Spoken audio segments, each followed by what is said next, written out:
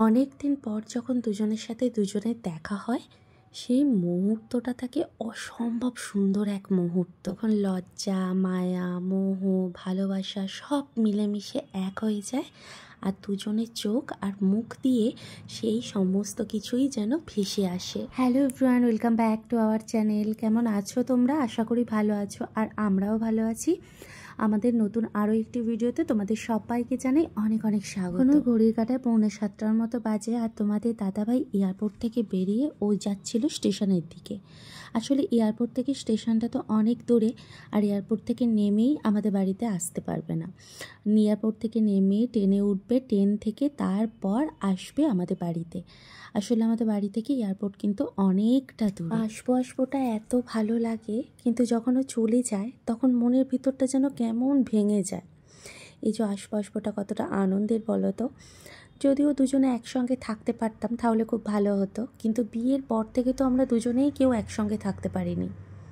ওকে থাকতে হয় ওর ডিউটির জন্য ওখানে, আর আমাকে থাকতে হয় এখানে একা একা। ভালোবাসার সম্পর্কই বলো আর যে সম্পর্কই বলো, যে মানুষকে তুমি প্রচণ্ড ভালোবাসবে, যার জন্য তুমি প্রাণ দিতে পর্যন্ত রাজি হবে, সেই মানুষটার থেকে যদি তুমি দূরে থাকো, সেই কষ্টটা না খুব মিষ্টি একটা কষ্ট।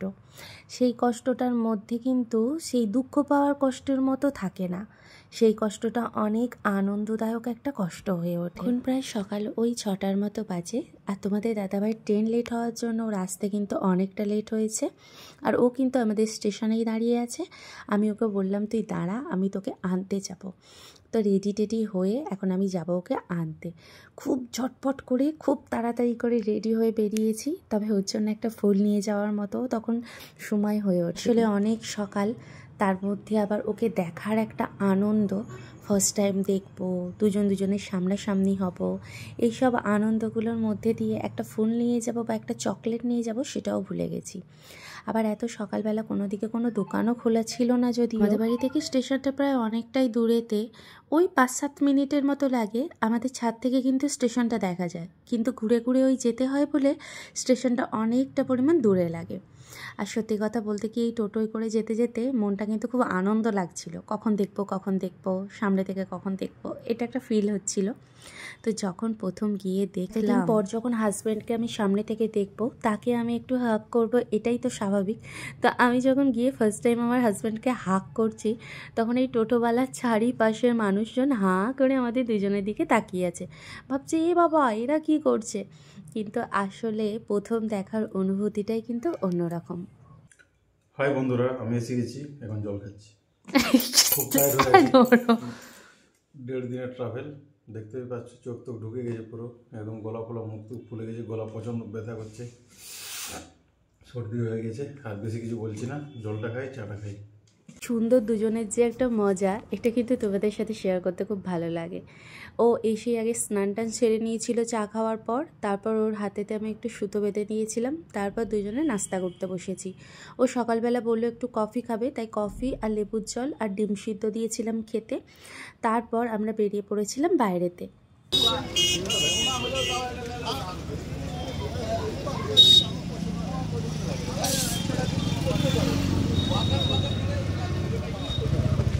কোথায় ছিল? আমাদের রাস্তাটা দিয়ে যাচ্ছিল।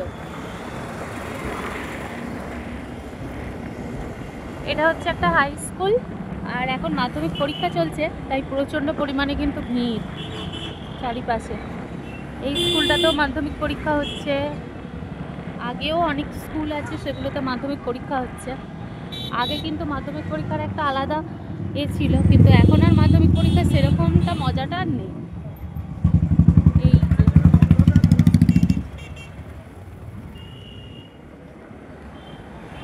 নিচেতে গিয়েছিলাম, নিচে থেকে এসে আমাদের একটুখানি আর কি খিদে পেয়েছে, তাই এই যে ঝালমুড়ি বানানো হচ্ছে।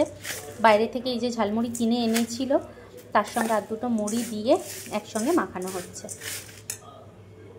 তো চলো এটা আমরা এখন খেয়ে নিই।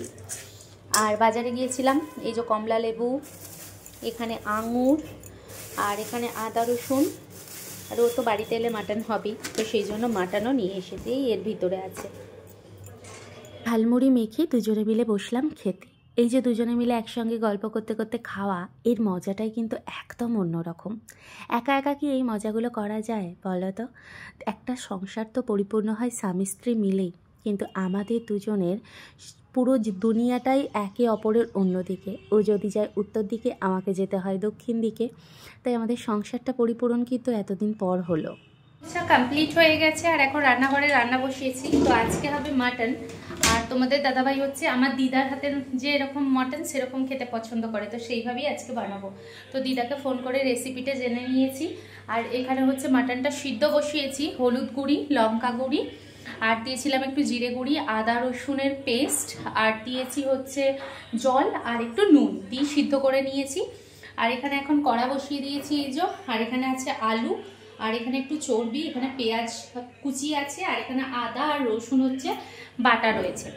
আর এইদিকে হচ্ছে তোমাদের দাদাভাই শুয়ে রয়েছে, দেখাই।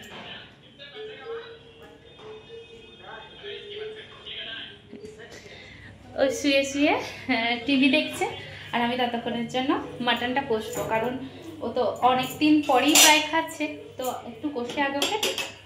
তো ঠিক আছে, চলো তাহলে কষাকষি করবার সময় তোমাদের সাথে শেয়ার করবো। আলু ভাজা হয়ে গেছে, পেঁয়াজ কুচি এখানে, আর এখানে টমেটো, চিনি আর একটু কাঁচা লঙ্কা দিয়ে দিলাম তেলের মধ্যে।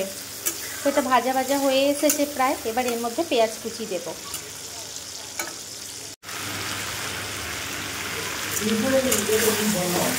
কে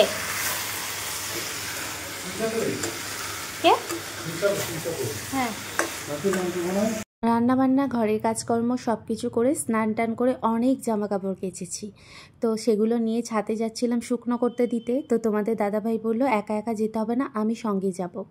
আসলে ও যতক্ষণ বাড়িতে থাকে, আমি যেখানেই যাই আমার পিছু পিছু একটু একটু করে যেতে থাকে, এটাই তো ভালো লাগে।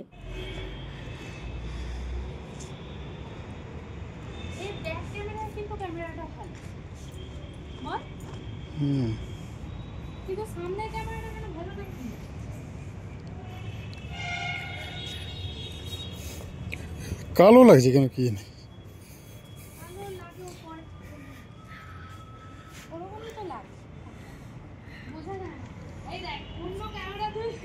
আইফোন ইউজ করতে করতে অন্য ক্যামেরা নিলেই তোর এটা লাগে, প্রথম প্রথম ওটাই লাগে।